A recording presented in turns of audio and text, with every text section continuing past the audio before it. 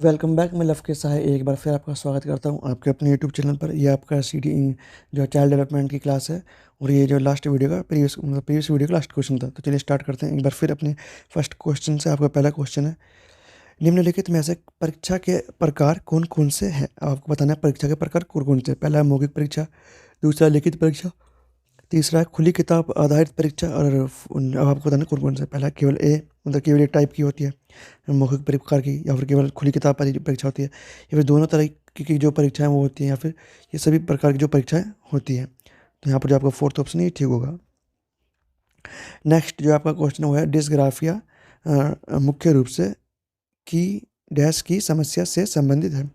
और डिस्ग्राफिया मुख्य रूप से किसकी समस्या से संबंधित है आपको ये बताना है। पहला ऑप्शन है सुनने की समस्या से संबंधित है, दूसरा ऑप्शन आपका पढ़ने की समस्या से संबंधित है, या बोलने की या फिर लिखने की। तो जो आपका डिस्ग्राफिया है वो आपके लिखने की समस्या से संबंधित है। नेक्स्ट क्वेश्चन आपका, कोलबर्ग के सिद्धांत में कौन सा स्तर नैतिकता की अनुपस्थिति को सही अर्थ में सूचित करता है। तो नैतिक स्तर तीसरा, स्तर चौथा, स्तर पहला, या फिर स्तर दूसरा। तो यहाँ पर जो आपका स्तर जो आपका पहला, ठीक है ना, ये नैतिकता की अनुपस्थिति को बताता है कि बच्चे में नैतिकता नहीं होती। क्या सही है क्या गलत है वो अपने पेरेंट्स के या फिर टीचर्स के अकॉर्डिंग, जैसे उन्होंने बोल दिया कि बेटा ये करना सही है तो ये सही है, इसे करने से यदि तुम कोई काम करते हो तो तुम्हें पिटाई पड़ेगी, तो बच्चा नहीं करेगा। ठीक है। नेक्स्ट जो आपका क्वेश्चन है वो, निचली कक्षाओं में शिक्षण की खेल पद्धति मूल रूप से आधारित है। शारीरिक शिक्षा कार्यक्रमों के सिद्धांतों पर, शिक्षा पद्धतियों के सिद्धांतों पर, विकास एवं वृद्धि के मनोवैज्ञानिक सिद्धांतों पर, या शिक्षा मतलब शिक्षण के समाजशास्त्रीय सिद्धांतों पर। तो यहाँ पर जो आपका ऑप्शन नंबर थर्ड है वो ठीक है, कि वृद्धि और विकास के जो मनोवैज्ञानिक सिद्धांत हैं, जो खेल पद्धति है, इस पर आधारित है। ठीक है, क्योंकि बच्चा खेल खेल में चीज़ों को सीखता है, इसलिए हम किंडरगार्टन स्कूल में बच्चों को भेजते हैं ताकि बच्चा खेल खेल में जो बेसिक नॉलेज है, बहुत बेसिक है ना, उसको समझ जाए। और जब वो किसी प्राइमरी स्कूल में जाए तो वहाँ पर उसको बहुत ज़्यादा स्ट्रेस लेने की या फिर बहुत ज़्यादा समझने की ज़रूरत ना पड़े। ठीक है ना, खेल खेल में वो, क्योंकि वो इन चीज़ों को समझ कर आया हुआ होता है। नेक्स्ट क्वेश्चन आपका, सीखने से संबंधित प्रबलन का सिद्धांत निम्न मनोवैज्ञानिकों में से किससे संबंधित है। मतलब ये जो सीखने का संबंध जो सिद्धांत है, प्रबलन का सिद्धांत, ये कौन सा मनोवैज्ञानिक ने दिया था या फिर अपनी थ्योरी में यूज़ करा था। पहला CL हॉल, है ना, हल मतलब, दूसरा ऑप्शन है वाइगोत्स्की, तीसरा पियाजे और फोर्थ है आपका फ्रॉइड है। तो यहाँ पर जो आपका CL हल है, इन्होंने ये सिद्धांत दिया था। ठीक है, प्रबलन का सिद्धांत। नेक्स्ट जो आपका क्वेश्चन है वो है, निम्नलिखित विशेषताओं में कौन सी डाल्टन शिक्षा पद्धति मतलब शिक्षा विधि की विशेषता है। डाल्टन शिक्षा विधि की विशेषता है। पहला, शिक्षा का सभी स्वरूप व्यक्तिगत विभिन्नताओं पर आधारित होना चाहिए। दूसरा, स्वयं करके अनुभव के माध्यम से सीखने पर बल दिया गया। या फिर थर्ड ऑप्शन आपका, एक निश्चित समय में निश्चित कार्य करने पर बल। देखो, एक निश्चित समय में एक निश्चित कार्य करना है, अनुभव के माध्यम से सीखने का पर ध्यान दिया गया, और व्यक्तिगत विभिन्नताओं पर आधारित होती है। ठीक है ना, जो डाल्टन विधि है वो इन सभी तीनों चीज़ों को ऐड करती है, मतलब ये तीनों चीज़ें विशेषताएं डाल्टन विधि की। तो आपका जो फोर्थ ऑप्शन है वो ठीक होगा। नेक्स्ट जो आपका क्वेश्चन है वो है, सतत और व्यापक मूल्यांकन डैश पर बल देता है। तो किस पर बल देता है। बोर्ड परीक्षाओं की अनावश्यकता पर, सीखने को सुनिश्चित करने के लिए व्यापक स्केल पर निरंतर परीक्षण पर, या सीखने को किस प्रकार अवलोकित कर रिकॉर्ड करें और सुधारा जाए इस पर, या फिर शिक्षण के साथ परीक्षाओं का सामंजस्य हो इस चीज़ पर। तो यहाँ पर जो आपका थर्ड ऑप्शन, सीखने को किस प्रकार से अवलोकित किया जाए कि बच्चा किस तरह से सीख रहा है, इसका अवलोकन करना है। अवलोकन कैसे करना है, अब आप या तो बच्चे को देख लीजिए, या बच्चों से आप क्वेश्चन आंसर पूछ लीजिए, या आप एग्जाम ले लीजिए, या बार बार टेस्ट ले लीजिए, उससे हम उसका अवलोकित करके रिकॉर्ड रखेंगे। फिर उसमें जो उसकी कमी है, जिस भी चैप्टर हो, कोई भी क्लास हो, कोई भी टॉपिक हो, कोई भी चैप्टर हो, उसमें सुधार करेंगे। ठीक है, तो यहाँ पर आपका जो थर्ड ऑप्शन है वो इसलिए ठीक होगा। नेक्स्ट क्वेश्चन है आपका, विद्यार्थियों के पोर्टफोलियो के लिए सामग्री का चयन करते समय डैश का डैश जरूर होना चाहिए। विद्यार्थियों के पोर्टफोलियो के लिए सामग्री का चयन करते समय विद्यार्थियों का समावेशन जरूरी होना चाहिए, या फिर अभिभावकों का समावेशन जरूर होना चाहिए, या फिर विद्यार्थियों का बहिष्करण जरूर होना चाहिए, या फिर अन्य शिक्षकों का समावेशन। देखो, नहीं अन्य शिक्षकों का नहीं बहिष्करण होगा, और अभिभावक भी नहीं होगा। ठीक है, यहाँ पर जो आपका फर्स्ट ऑप्शन है वो ठीक है, क्योंकि पोर्टफोलियो बनता है बच्चे का। यदि बच्चा ही नहीं होगा तो उसका तुम जो है पोर्टफोलियो बनाओगे किसका, यदि बच्चा ही नहीं होगा, उसके पेरेंट्स का नहीं। तो यहाँ पर आपका जो फर्स्ट ऑप्शन है वो ठीक होगा। नेक्स्ट जो आपका क्वेश्चन है वो है, ग्रेड अंकों से कैसे लगाएं। यह प्रश्न निम्न में से किस प्रकार के प्रश्नों से मतलब संबंध रखता है। तो यहाँ पर जो आपका ऑप्शन नंबर फर्स्ट है अपसारी चिंतन से, मतलब अपसारी चिंतन टाइप का होता है, ठीक है। दूसरा विश्लेषणात्मक चिंतन से रिलेटेड है। या फिर थर्ड ऑप्शन आपका मुक्त अंत वाले क्वेश्चन से संबंधित है ना, कि मुक्त अंत वाला क्वेश्चन है। या फिर समस्या समाधान प्रश्न है। तो ये जो है वो है विश्लेषणात्मक मतलब विश्लेषणात्मक से संबंधित प्रश्न, ठीक है। तो यहाँ पर जो आपका सेकंड ऑप्शन है वो ठीक होगा। नेक्स्ट जो आपका क्वेश्चन है वो है कक्षा 5 के न्यूनतम मतलब न्यून दृष्टि वाले बच्चे को निम्न स्तर के कार्य के लिए माप करना चाहिए उचित होगा। कि जिस आपकी क्लास में बच्चा पढ़ता है जो देख नहीं सकता या फिर हाफ ब्लाइंड है, ठीक है ना, उसको आप उससे छोटी क्लास मतलब उससे नीचे वाली क्लास का काम दो करने के लिए, ये ऐसा नहीं करना है। उसके दैनिक कार्य में उसके माता पिता तथा मित्रों को सहायता करनी चाहिए, ये हो सकता है, लेकिन कब तक सहायता करोगे, तो ये भी नहीं है। थर्ड ऑप्शन ऑप्शन आपका कक्षा में सामान्य रूप से बर्ताव करना चाहिए एवं ऑडियो सीडी के जरिए सहायता प्रदान करनी चाहिए। या ठीक है कि यदि बच्चा देख नहीं सकता लेकिन सुन तो सकता है, वो छू कर जो आपको टीचिंग एड है, ठीक है ना, जो रियल ऑब्जेक्टिव है आपके, ठीक है ना, मिनिएचर हुआ, 3D मॉडल हुए, उनको छूकर कुछ तो फील कर सकता है, कुछ तो समझ सकता है कि कोई चीज़ कैसे होती है ना।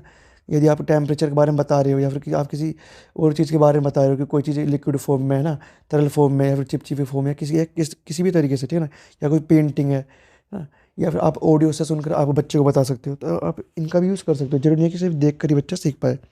तो जो आपका थर्ड ऑप्शन है यहाँ पर इसलिए ठीक होगा। फोर्थ भी नहीं है, कक्षा में विशेष बर्ताव करना चाहिए, विशेष बर्ताव भी आप नहीं करोगे। नेक्स्ट क्वेश्चन आपका लेव वाइगोत्स्की के अनुसार संज्ञानात्मक विकास का मूल कारण क्या है। अब संज्ञानात्मक विकास का मूल कारण आपको बताना क्या है। पहला सामाजिक अनौन क्रिया, पहला ही ऑप्शन आपका ठीक है। वाइगोत्स्की ने आपकी जो सामाजिक जो अंतःक्रिया उस पर ध्यान दिया है बहुत ज़्यादा, ठीक है। तो यहाँ पर आपका जो फर्स्ट ऑप्शन है वो ठीक होगा। नेक्स्ट क्वेश्चन आपका निम्नलिखित में से कौन एक दृश्य श्रव्य सहायक सामग्री का उदाहरण है जिसे देख भी सकते हैं सुन भी सकते हैं। ऐसी सहायक सामग्री कौन सी है। केवल चलचित्र तो नहीं, केवल टेलीविजन भी नहीं, केवल नाटक भी नहीं, ठीक है ना। यहाँ पर जो केवल केवल लगा करते हैं तो काम गलत हो जाता है। यहाँ पर आपका जो ऐसे जो ऑप्शन है वो गलत होते हैं। यहाँ पर आपका चलचित्र भी है, टेलीविजन भी है और नाटक भी है। तो आपका 3 ऑप्शन ठीक है। नाटक को आप देख भी सकते हो, सुन भी सकते हो, इसी तरह टीवी और इसी तरह आपका चलचित्र, ठीक है। नेक्स्ट क्वेश्चन आपका जब सीखने का अर्थ किसी उद्देश्य या इच्छा को संतुष्ट करना होता है, इस कथन का संबंध किससे है। देखो ये लाइन किसने बोल दी, अब लाइन किसने बोली है ना, ये आपको बताना है। लोग बोल के चले जाते हैं और आप उसे याद रखते हैं, है ना, यही होता है अभी तक। तो यहाँ पर जो आपका ऑप्शन नंबर फर्स्ट है थॉर्नडाइक, सेकंड ऑप्शन आपका वॉसबर्न, थर्ड ऑप्शन आपका मास्लो और फोर्थ आपका हर्जबर्ग, ठीक है ना। हर्जबर्ग नहीं होगा, ये कोलबर्ग होना चाहिए वैसे तो, ठीक है, लेकिन टाइपिंग मिस्टेक है। तो यहाँ पर जो आपका ऑप्शन नंबर सेकंड है वॉसबर्न, ये बात इस व्यक्ति ने बोली थी ना, ये मनोवैज्ञानिक है जो भी है, इन्होंने बोली थी। जब सीखने का अर्थ किसी उद्देश्य या इच्छा को संतुष्ट करता करना होता है, ये लाइन वॉसबर्न ने बोली थी। तो यहाँ पर आपका जो थर्ड ऑप्शन है मतलब सेकंड ऑप्शन है वो ठीक होगा, जो थर्ड नंबर पर है। नेक्स्ट क्वेश्चन आपका निम्नलिखित में से अंत विषयी अनुदेशन का सर्वोत्कृष्ट लाभ यह है कि विद्यार्थियों को सीखे गए नए ज्ञान को बहुत उन संदर्भों में अनुप्रयोग करने और सामान्यीकृत करने के अवसर दिए जाते हैं।